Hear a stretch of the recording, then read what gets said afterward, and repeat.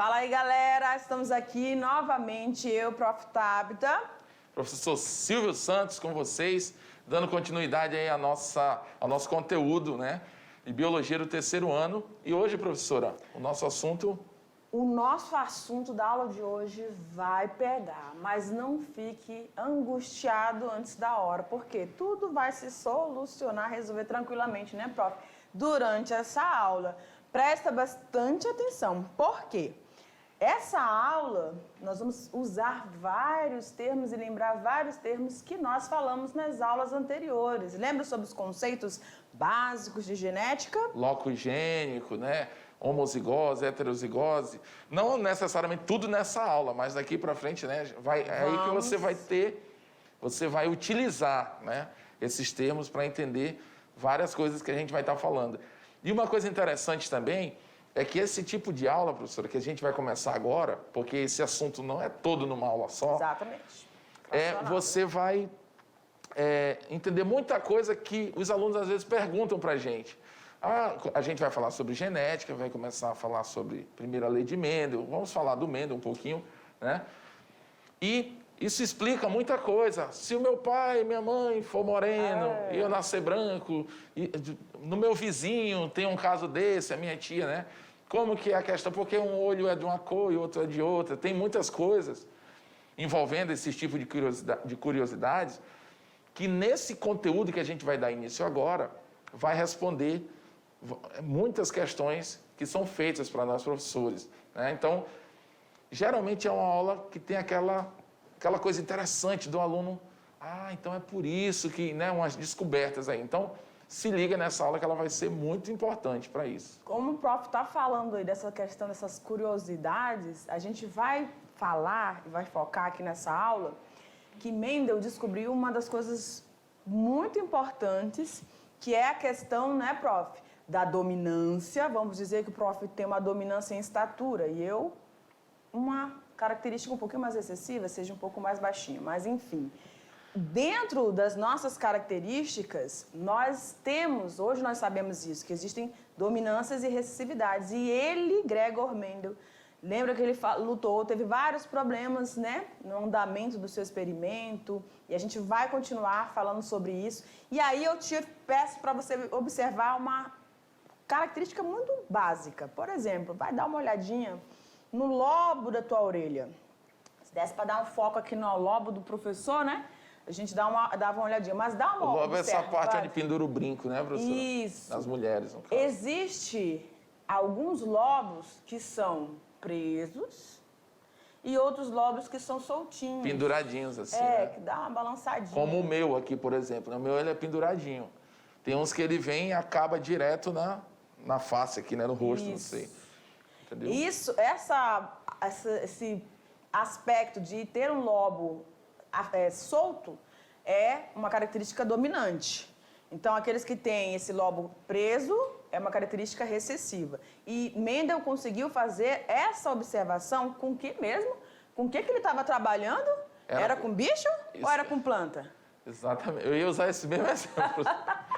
Ele estava trabalhando com vegetais, mas uma curiosidade aqui para nós, alunos da mediação tecnológica, ele começou trabalhando, sabe com o quê? Com roedores. Só que onde ele estava? Ele estava num monastério, né? E lá, imagine, a gente sabe que esse tipo de animais, eles se reproduzem rapidamente. E ia infestar ali, né, a situação. Então, sugeriram, eu creio que meio que uma imposição, né, professor? Olha, não é melhor, né?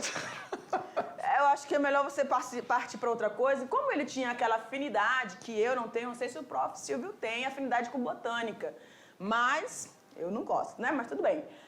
Ele, então, como um bom botânico, como curtindo essa situação de vegetais, ele foi para a área da botânica. Aí a gente viu que foi primordial a seleção desse tipo de planta que ele escolheu. Quem lembra? É aquele negócio lá que coloca na salada que você não gosta, mas que toda seleta tem. Exatamente. É engraçado que ninguém pede, mas quando falta, todo mundo sente a falta, né? Que é a ervilha, né, professora? Exatamente, é Pisum sativum, né? Exatamente. Então, assim, ó, o que é a questão? porque a gente está falando nesse cara, o Gregor Mendel, né? Ele é considerado aí o pai da genética, né? A gente já falou isso sobre as primeiras teorias, as primeiras explicações para o surgimento da vida e transporte de características de uma pessoa para outra, né?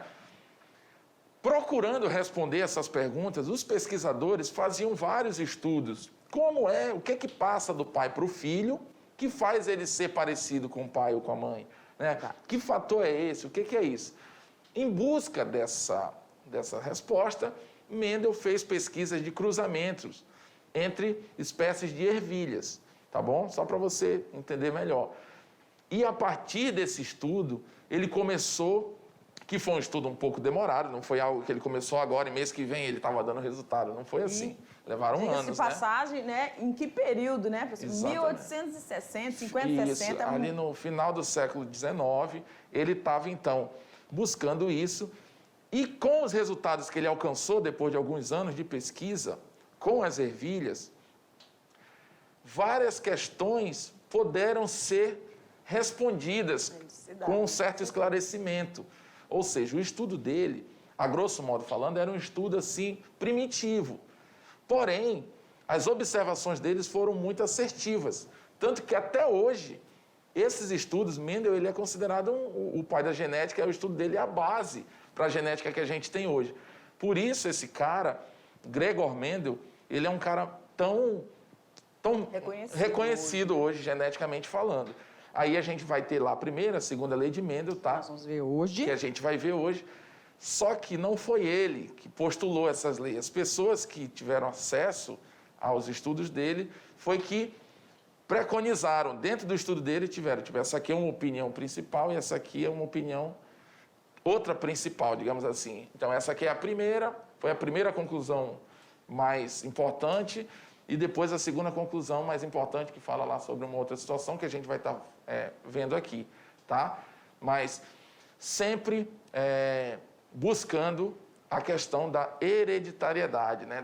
dessa herança de características. Então, é em cima disso que Gregor Mendel trabalhou e conseguiu chegar a conclusões muito importantes. Em cima do que o prof está falando, a gente quer pontuar uma situação bem... que acontece, né? Ele começou a fazer esses trabalhos e... quando ele finalizou, mais ou menos, o trabalho dele, ele não tinha total segurança do que ele estava falando, por quê? Ele ainda não tinha todo o conhecimento que hoje nós temos, né? Da questão dos cromossomos, do DNA, não se tinha nada dessas informações. Mas ele estava ali trabalhando com os princípios dessa questão da hereditariedade. E aí, quando ele terminou o trabalho dele, e a gente sabe que ele era austríaco, né? Isso. E ele...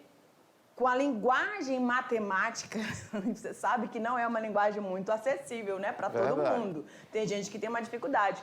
Quando ele foi expor o trabalho dele, o pessoal vê aquilo em outra língua, né, que a dominância era o inglês. Então, ele não tinha essa questão, não tinha traduzido, o seu trabalho não foi traduzido inicialmente para o inglês. Então, na língua dele... tinham dificuldade e muitos cálculos, as pessoas diziam, não, até Charles Darwin falou assim, eu peguei o material, mas eu nem... Descreditaram, né? Não deram tanto crédito. A dificuldade era grande, né? Uma coisa tão nova, uma informação tão rica, só que eles não estavam dominando a compreensão disso tudo. E aí, ele infelizmente morreu, tá? Ele teve problema renal ali, morreu. 35 anos depois, veio um grupo, né? 3 botânicos, estudaram o trabalho dele, e aí teve um que disse, não, eu vou pegar agora com força esse trabalho e eu vou traduziu para o inglês, e aí todo mundo teve acesso mais fácil, e ele conseguiram aí expor o trabalho de Mendel, e aí foi ele que batizou, né, o Gregor Mendel como o pai da genética. Então, ó, uma coisa interessante, ele morreu e não desfrutou do status que ele tinha. Ele foi um pesquisador, né, um estudioso sobre um assunto que chegou a uma conclusão que não foi dado, em outras palavras, não foi dado moral para ele, essa aqui é a verdade, né? Pronto, falei, né? Faz que nem o outro. Não deram moral para ele, ele morreu. E depois que ele morreu, as pessoas foram estudar e viram que, poxa, o que esse cara falou está totalmente correto, né? E ele falou há tempos atrás. Ele não era mais... muito à frente do tempo dele, né? Ou seja, o que eles tinham chegado à conclusão naquele momento, o cara já tinha falado há tempos atrás. Então, eles deram crédito e, a partir daí, Gregor Mendel passou a ser considerado, dentro da comunidade científica, um dos caras mais importantes aí para os estudos contemporâneos sobre genética. Exatamente. E agora a gente vai verificar que a gente viu na aula anterior sobre todo o experimento, a seleção cuidadosa, a minuciosidade que ele teve nessa escolha, em todos os critérios, né, introduzindo aí a matemática, a estatística, a probabilidade, fazendo uma análise do experimento que não era, né, trabalhado dessa forma anterior a Gregor Mendel. Vamos lá, então, para o nosso material? Vamos lá. Essa é a nossa aula 4.1, primeira lei de Mendel, ou monohibridismo, e você vai descobrir nesta aula por que nós temos essa terminologia também. Então, nós vamos falar sobre a introdução da primeira lei de Mendel, ou mendeliana, as características do processo experimental. Nós vamos falar do objetivo da lei de Mendel. Opa! Prof. Deixa eu voltar aqui, pessoal. Pode deixar aqui que eu vou voltar. Então vai lá, professora. Tranquilinho. Então, para habilidades da aula de hoje, nós vamos entender os componentes... Prof? É que o lance aqui tá, para eu sublinhar aqui, tá meio diferente, mas tudo bem. Vai lá, professora, continua. Lá. Habilidades, então, entender os componentes hereditários, suas aplicações na engenharia genética e as questões éticas envolvidas, compreender a herança genética ligada, restrita e influenciada pelo sexo, identificando essas anomalias ligadas a cada herança. Ok? Então, vamos lá. Em relação à primeira lei de Mendel, ou lei do monohibridismo, o que é essa lei? Né? A gente sabe que lei é algo mais... traz uma seriedade ao assunto, tá? Então, é dessa forma que isso vai acontecer. Né? Então, está estipulada aí essa lei. O que diz a primeira lei de Mendel, que é o assunto da aula de hoje? A comprovação da hipótese de dominância, risca aí pra gente, prof, dominância e recessividade. É isso que eu estou tentando fazer, professor. E não está arriscando aqui a situação. Vamos lá. Deixa eu ver agora. Volta aí para o slide que estava. Pode apertar. Vamos voltar que vai dar certo. Vai. Aí. Vamos lá, vamos ver se está escrevendo agora. Agora foi. Foi.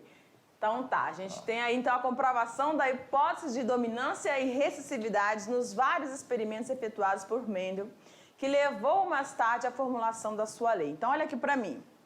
O que Mendel estava trabalhando? Ele queria ensinar ou entender quais eram os princípios da hereditariedade, da transmissão das características de uma geração para as demais.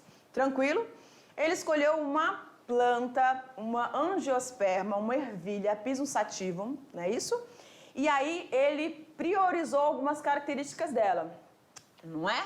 Ele queria uma planta de ciclo curto, queria uma planta onde você tivesse a capacidade desse vegetal sofrer a autofecundação, e depois a gente entende que ele foi manipulando esses cruzamentos, né, fazendo os cruzamentos entre os híbridos, que nós vamos já passar para vocês, e a presença de sementes, ou seja, a capacidade de, através dessas sementes, transmitir para as demais gerações. Tá? Então, algumas características básicas aí eram importantes para a seleção dessa espécie.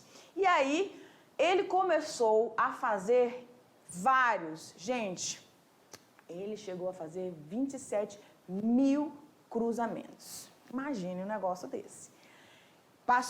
Como ele falou, ele estava trabalhando com plantas de ciclos curtos, ou seja, mais ou menos um ano aí para cada manifestação, vamos dizer assim, das características que ele estava estabelecendo.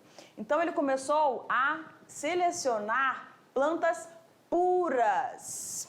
Lembram desse conceito? Quando a gente falar em geração pura ou geração P, que nós vamos ver durante essa aula, você já se liga que está mais associado à questão de homozigose. Prof, o que é mesmo homozigose? É quando os genes alelos, eles são iguais. Como pode ser, então, prof? Azão, azão ou azinho, azinho. Azinho, azinho. Ok? Então, quando a gente falar em geração pura, é a manifestação do gene, ou seja, você tem uma característica. Aquele indivíduo só vai manifestar aquela característica. Tanto de pai quanto de mãe, ele herdou a mesma, né? O mesmo Exatamente. gene. Cada alelo presente no cromossomo homólogo é um de origem materna e o outro de origem paterna, certo? Que estão presentes aí nos teus gametas, nos nossos gametas, certinho? Então vamos avançando aí para esse experimento. Ele estava em busca de gerações puras, então ele cruzou. Lembra das 7 características? Ele pegou cor da semente, cor da vagem, posição da flor, cor da flor, não é? Então, 7 características ele foi selecionando. E para cada uma delas, ele foi selecionando e reproduzindo. Eu quero agora a cor da semente. Então, eu vou ter aqui, vou permitir que essa planta sofra autofecundação. O que é autofecundação mesmo? O indivíduo é monóico. Então, ele tem as 2 estruturas reprodutivas no mesmo indivíduo. Então, a estrutura masculina vai fecundar a estrutura feminina no mesmo indivíduo. Por isso, a gente chama de autofecundação. Tranquilo? Então, essa geração aqui agora com semente, vamos dizer, amarela da ervilha, ela vai se autofecundar, vai produzir o fruto, que é a vagem, dentro dela vai ter as sementes, essas sementes vão ser todas da mesma cor, sementes amarelas. Ok? Aí ele foi reproduzindo várias delas, todas nasceram amarelinhas. Depois ele pegou a semente de cor verde, também foi fazendo a mesma coisa, a autofecundação, vai gerando várias sementinhas verdes. Ok? Aí chegou um momento que ele falou assim, poxa, tudo bem, agora eu cheguei nas linhagens puras e agora eu quero uma variedade. O que eu posso... Se eu fizer o cruzamento dessas 2 espécies, esses 2 indivíduos puros, amarelo e verde, semente, e eu cruzar, o que vai dar? Será que vai acontecer alguma coisa diferente? E é aí, a partir daí, que começa a então famosa, né, estipulação da lei mendeliana. Vamos dar uma olhada no material. Então, olha lá. Em relação à primeira lei de Mendel, cada característica é determinada por 2 fatores. Sublinha aí para nós, prof. Os 2 fatores a que Gregor Mendel está se referindo aí, na verdade, hoje nós temos a consciência de que são pares de alelos, são genes, né? Que se separam na formação dos gametas, onde eles vão ocorrer em dose dupla. Olha aqui para mim. Resumindo, o que Gregor... primeira lei de Mendel... Simples, né, professora? Muito simples. A primeira lei de Mendel é o que é? Que para determinar uma característica, eu preciso de um parzinho de fatores, chamado por Gregor Mendel, que a gente sabe que são genes. Esses alelos, eles estão nos cromossomos homólogos, que quando vão formar os gametas, eles simplesmente se segregam ou eles se separam, tá certo? Vem aqui, prof. Vamos lá. Olha só. Você tem, então, eu e o prof. Silvinho somos alelos. Então, significa que nós estamos, né, um do lado do outro aqui. Vamos representar uma característica. Vamos dizer que eu vou incluir agora o Victorzinho na parada. Vamos dizer que nós 2 juntos determinamos a cor dos olhos do Vitor. Creio que são castanho escuro, né, Vitória? Ok, então nós apresentamos a cor castanho dos olhos, a cor dos olhos, na verdade, né, prof? A cor dos olhos. Quando no gameta do Vitor, os espermatozoides, esses alelos vão se separar. Por quê? No espermatozoide do Vitor vai ter o alelo, tá? Azinho, vamos dizer. E aqui vai ter o alelo azinho. Então, azinho, azinho. Ou azão e azão. Mas nós vamos estar separados na formação dos gametas. Quando ocorrer a fecundação, vem, prof, o que vai acontecer? Eles se unem. É isso que o Gregor Mendel estava falando, que na segregação, ou, aliás, na formação dos gametas, esses alelos se segregam, se separam, certo? E por isso ele vai fazer algumas observações, ok? Vamos dar uma olhada no nosso material? Vamos lá. Características, então, desse processo experimental de Gregor Mendel. Vamos lá, agora ao que interessa. Então, olha só, você tem aí o indivíduo representando o masculino e o feminino, correto? Então, vamos dizer que a característica seja a cor da semente. eu tenho aí o indivíduo cor da semente amarela. E eu tenho o indivíduo cor da semente verde. Tudo bem? Essa primeira situação, Gregor Mendel colocou como geração parental. E a gente pode falar que era geração pura, ok? Porque esses genes só manifestavam essa característica. Ou era amarelo ou era verde. Ok, geração parental. Quando ele foi fazer o cruzamento, ele obteve na geração F1, ou a geração filial, ele obteve, então, 100% de indivíduos amarelos. O que significava isso? Presta atenção, olha aqui para mim. Galera, você tem dois indivíduos. Característica, a cor da semente, a característica. Aí, você tem os fenótipos amarelo e os fenótipos e o fenótipo verde. Quando ele juntou esses dois indivíduos, fez o cruzamento, ele obteve 100% de indivíduos amarelos. O que ele está fazendo ali? Ele está fazendo cruzamento. Esse cruzamento não é natural. Que a autofecundação seria o processo natural. Ele está cruzando um indivíduo com uma característica com o outro. Aí, todos os descendentes, ele observou que saíram amarelos. E aí ele perguntou, uai, e a característica verde? A cor da semente verde sumiu? Desapareceu? Por muito tempo, em todos os experimentos anteriores a ele, achava-se que essa característica desaparecia, era deletada. E aí ele ficou intrigado com a situação. Então, olha só o que ele fez. Então, essa primeira geração parental eram puras. Como a gente fala pura é o quê? Indivíduos homozigotos. Vamos dar uma olhada lá no material, o professor vai colocar ali pra gente então, olha lá. Então, esse Pzinho aí, prof, é azão, né? Pode colocar dentro, né? Azão. E o outro, azinho. São os indivíduos puros, tá? Tá ruim de escrever aqui. Aí tem que colocar azinho. É, bem pequenininho, fica...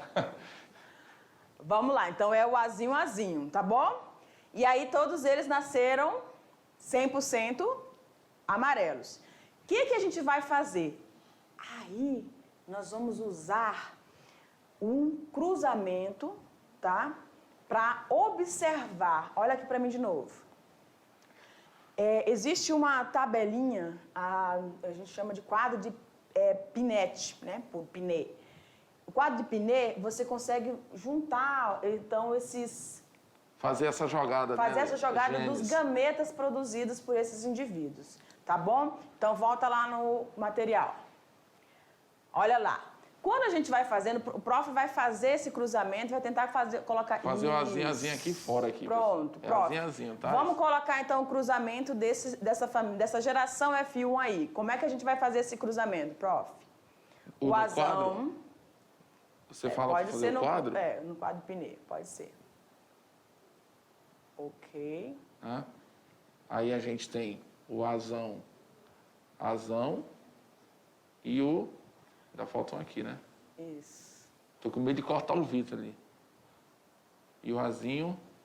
Ok. Lembrando que o azinho é do verde e o azão quer dizer o amarelo, né? Ok. Agora olha só o que ele observou.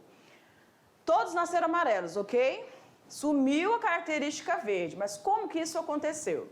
Então a gente vai fazer, esse azão são os parezinhos de alelos, só que eles se segregam na formação dos gametas, por isso a gente vai fazer o cruzamento, para ver a possibilidade de fecundação. Então como é que a gente tem na primeira, então, o primeiro cruzamento aí, prof? Vai ficar azão? Vai ficar azinho, que é justamente esse azão com esse azinho aqui, ó. Exatamente. Agora a gente vai pegar esse azinho e unir com o azão novamente. Agora com esse outro azão, né? E o azinho também. E assim a gente vai, né, cruzando todos eles.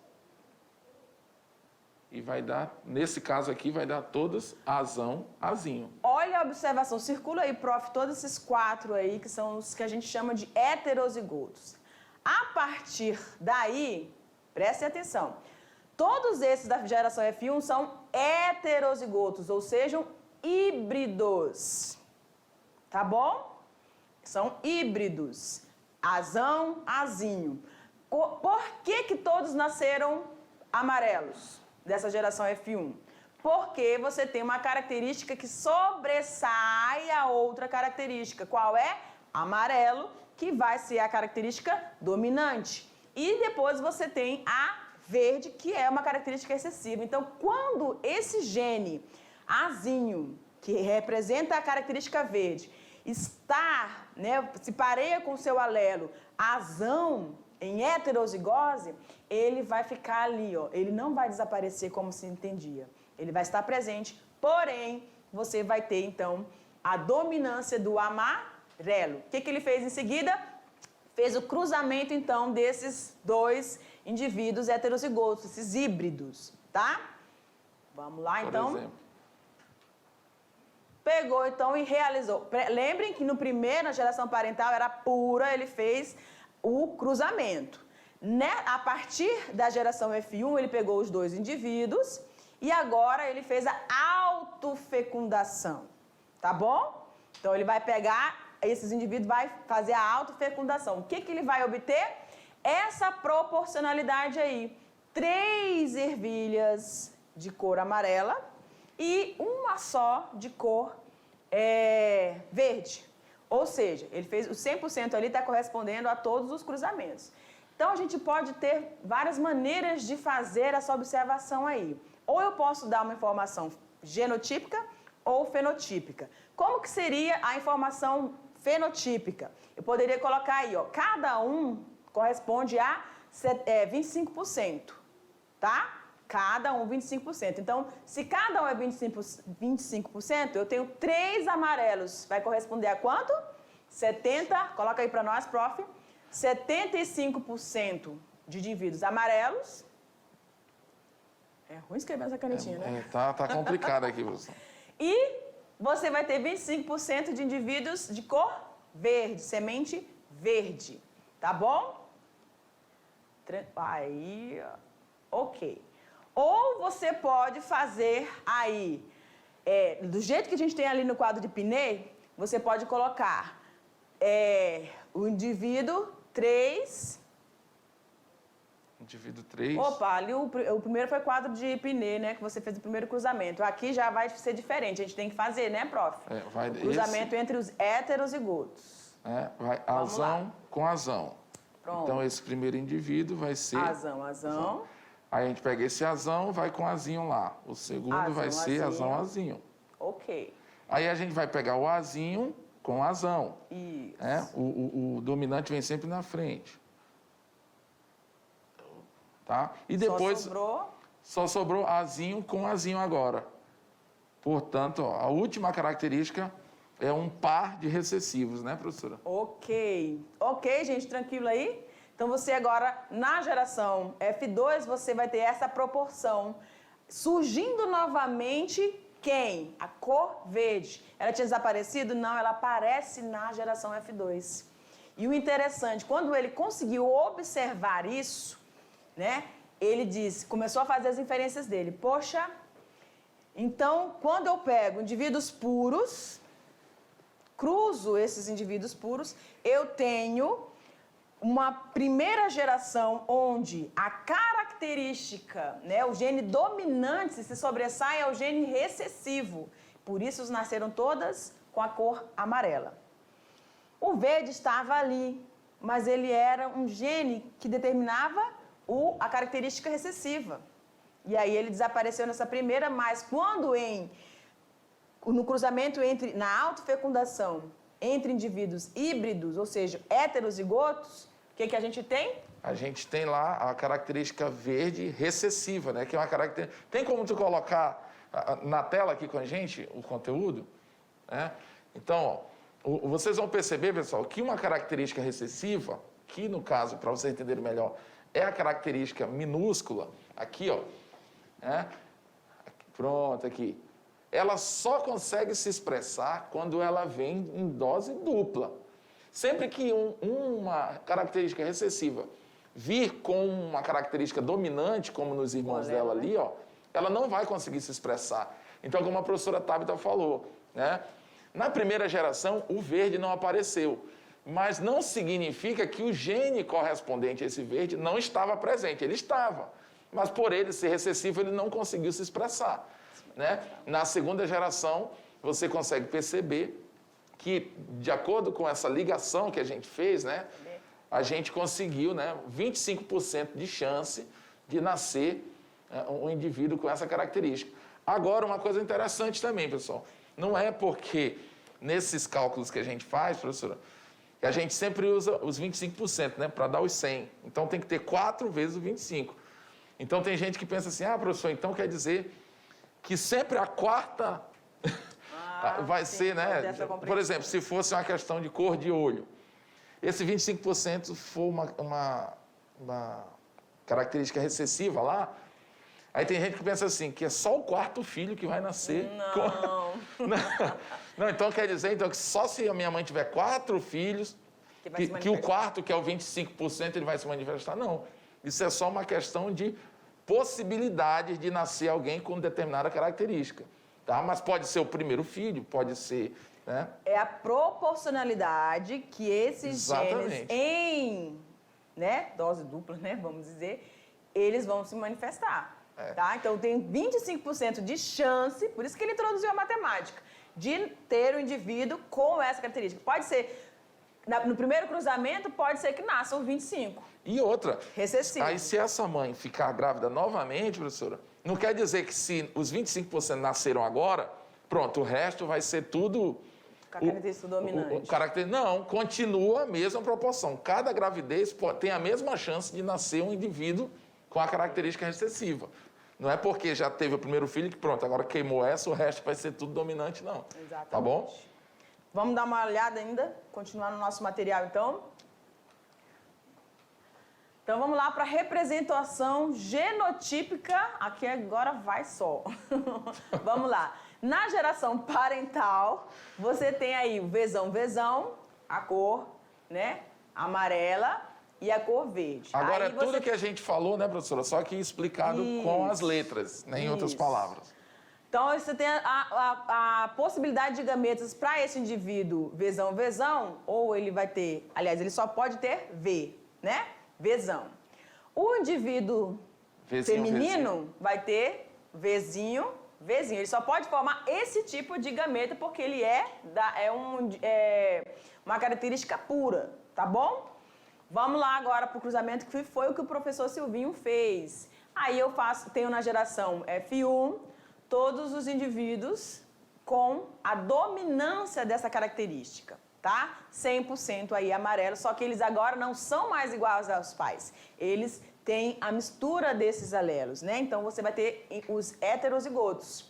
Pegou esses heterozigotos, fez a realização da autofecundação para a formação da geração F2. E aí, a gente tem que sempre exprimir aí como é que são as formas de gametas, tá bom? E essas formas de gametas que a gente pode ter aí desse indivíduo é ou Vzão ou Vzinho, tá? E assim também do outro indivíduo.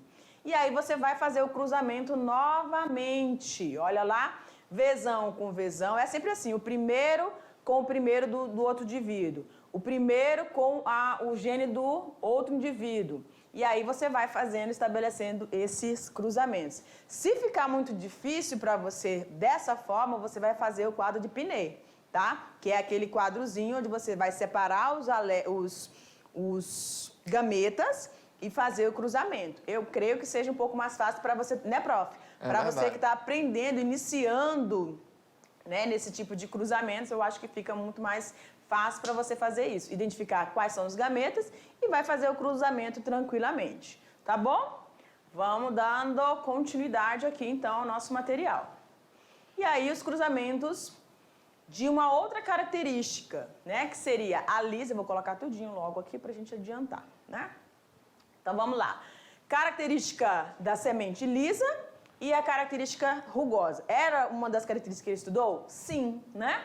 Então, você vai ter aí na geração parental indivíduos puros com homozigose. Também vão ser como azão, ou. Como que a gente está falando aí, liso, né? Pode ser alisão, né, prof? Aí tanto faz. Pode ser. A letra é importante falar, a letra é a que a gente quiser. A letra é o que você quiser. Se você tem o nome aí Flávia, pode colocar Fzão, Fzinho, tá bom? Não importa muito, mas você tem que saber que se tratam de indivíduos puros. Então, eles vão manifestar uma única característica, tá? Então, ou é lisa ou é rugosa. E aí a gente colocou aí L de lisa e o Rzinho de rugosa. Perfeito? A gente sabe que essa característica rugosa é uma característica recessiva. Como que Mendel descobriu isso, gente? Depois que ele percebeu aquele primeiro cruzamento que ele fez, que ele viu ali um monte de amarela, só nascer amarela, depois na segunda geração surgiu um verde, ele foi fazendo isso em todas as 7 categorias dele. E aí ele obteve as mesmas frequências, tá bom? Aí então vai ficar da mesma forma que a gente fez o cruzamento anterior. Vamos agilizando aqui. Então, genotipicamente, a gente vai ter lá, ó, Rzão, Rzinho, que é o liso e o rugoso. Os tipos de gametas, Rzão, ou Rzinho, não tem para onde correr. Faço o cruzamento entre esses indivíduos e eu vou ter os indivíduos heterozigotos, tá bom? Rzão, Rzinho, Rzinho. Todas as sementes vão ser lisas. E pego esses indivíduos, isso aqui é só para a gente estar reforçando, tá, galera? O que a gente está falando na questão da primeira lei de Mendel. Então, na autofecundação, esses indivíduos vão gerar uma proporção diferente. Agora vai ser aquela proporção de 3:1, né? Eu acho que a gente não frisou isso aqui. Mas olha só lá. Você vai ter indivíduos Rzão, Rzinho, Rzão, Rzinho, Rzão, Rzinho e Rzinho, Rzinho. Então, esse Rzinho vai ser lá igual aquele lá, indivíduo parental lá, feminino, que tem a característica recessiva que é a rugosa, tá bom? Por que a gente chama de 3:1? Porque Rzão e Rzinho vão dar a característica de semente lisa. Marca aí pra gente, prof, os 3 grupos aí, tá? Todos eles vão dar característica lisa. Por quê? Porque o R é dominante, a característica lisa é dominante sobre a rugosa. A rugosa só vai se manifestar em homozigose e quando tiver os 2 genezinhos alelos, Rzinho, Rzinho. Perfeito, gente? Tranquilo? Então, os objetivos da nossa, de todo esse estudo de Mendel, né? Primeiro, tomou conhecimento dos trabalhos dos seus colegas de hibridizadores, ou seja, que trabalhavam com esses indivíduos da geração F1 que eram heterozigotos, tá bom? Segundo, planejou cuidadosamente os experimentos. Então, ele teve seleção da escolha da espécie, uma facilidade no cultivo, um ciclo reprodutivo curto, presença das sementes, as flores dessa semente, dessa espécie, elas eram monóicas, que facilitou essa autofecundação e a manipulação do cruzamento, né? A fecundação cruzada, tá? E ele escolheu o material de pesquisa bem escolhido, né? Lembra que ele começou com roedores, dava trabalho, além dos bichinhos não pararem quietos, se reproduziam aceleradamente, tá? É os bichos que mais pensam naquilo, né, menina? É rápido demais. Parece coelho. Mas, enfim, ri não, prof. Tá rindo aqui, gente. Vambora. Executou os experimentos com rigor científico. Até então, eles estavam todos com uma dificuldade tremenda, mas aí ele veio com aquela experiência matemática que ele tem e introduziu esse conhecimento todo. E analisou tudo matematicamente. Então, essa foi a nossa aulinha sobre a primeira lei de Mendel, certo? Onde a gente tem a segregação... Que é a separação, para quem não entende, né, professor? Segregação, então, dos alelos para a formação dos gametas e a sua união quando vai formar um indivíduo, ok? A gente te aguarda, então, para aquela revisão. Tchau, tchau. Valeu, pessoal.